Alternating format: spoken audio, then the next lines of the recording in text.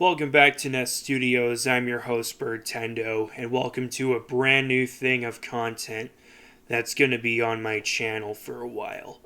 It's going to be called You Know What Really Puts Bags Under My Eyes? It's going to be a little topic channel or a topic video where I vent my frustration off into what's happening in the real world while I'm here collecting my Pokemon cards and everything else, because honestly, the real world is intervening into my private life. And what a better way to start off the first episode of You Know What Really Puts Bags Under My Eyes? The 51st State Controversy. I'm a Canadian, born and raised up here in Edmonton, Alberta, and whatever cultures we have up here in Canada, stay in Canada. We got real Canadian cheddar, landmarks like the West Edmonton Mall, free healthcare, gun laws, and average television that's Canadian made. America, they have coagulated oil they call American cheese, landmarks stained by the red, white, and blue. There's no healthcare. They think guns are a great way to defend themselves. Their television is god-awful, and they have a lengthier rap sheet of wars, disasters, and terrorist attacks than they can shake their own stick at.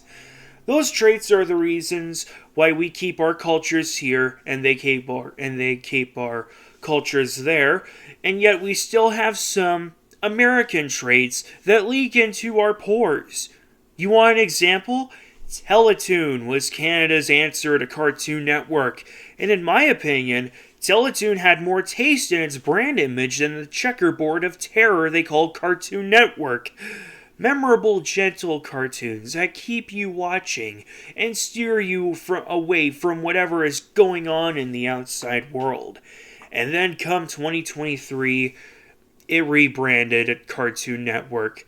Those Americans took my colorful baby prism of letters away and replaced it with these checkerboard world woke cartoons that, thanks to the BLM movement, have more color in the characters they choose than a greasy old African film separated in parts with the cheapest special effects added onto it. Oh, don't get me started on the world leaders. I lived out my life when Stephen Harper led the olden days, followed by Justin Trudeau. And frankly, in my opinion, they did alright, even if the latter had skid marks of reputation in the past. In America, things kind of changed after Bill Clinton left, with one hand down his pants and the other holding a Red Bull. Wink, wink.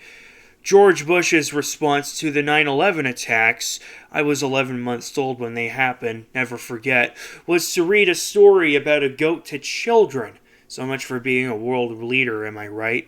And you shouldn't blame Obama for smoking. As truth be told, I would be having an addiction to tobacco myself if I ran for president. But Barry worked hard, as the late great Big Jim did. Donald Trump? Fuck me, this guy is only at his best when it comes to his money. There's no physical strength or mental strength in that weird orange ape. Just financial strength when he ran in 2016 with all his remarks and bullcrap about grabbing women by the pussy, mocking disabled reporters, exploring stormy bushes, wink wink, building walls to keep Mexicans out, and through all that controversy, all the controversy that he trucked behind him like a mule with cinder blocks on his back, he was elected president. Behind that were some strings attached to what he promised for Americans, like a health crisis, third world leaders attacking other third world leaders, and the word equality being thrown into the sewer line, as we are now practically divided. Joe Biden was a fresh air pocket to breathe in, and although I don't delve into politics myself, I hope he did a good job up until now. The divide between Trump's presidency in 2016 and his re-election in 2024 is uncomparable. It's incomparable. It truly is. through assassination attempts by what I would call real American heroes, driving frickin' logging trucks and handing out Happy Meals. Now he wants to turn Canada into the 51st state? We Canadians already lost plenty of things. Teletoon, actual Roll Up the Rim to Win, WWE, MTV, the Comedy Network, Animal Planet, Space, Discovery Science, Discovery Velocity, HGTV, and the Food Network. Some of those networks were broadcasted here in Canada. Bravo and much more music, and plenty of other things.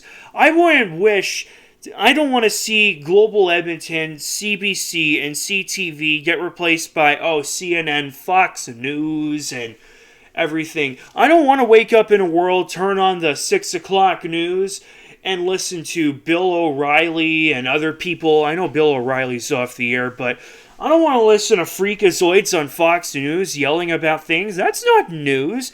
You know what news is? Global Edmonton wakes you up in the morning at 6 and lets you know what's going on in a very gentle tone. Instead of, here's what's happening here in America, yada, yada, yada. You know something? I don't want to die in a country that once had gun laws, free healthcare, real Canadian cheddar, and Canadian-made television. I want to stay here in Canada, and I want to enjoy my goddamn poutine.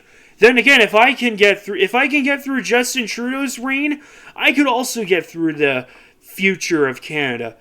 I do wonder what strings are attached to becoming the 51st state and changing tax breaks and lowering prices on groceries. I mean, come on. The 51st state and everybody wants to get rich? Do you guys have those pink mushy things in your skull called your brain? You ever use something? Then again, that's something that really puts bags under my eyes.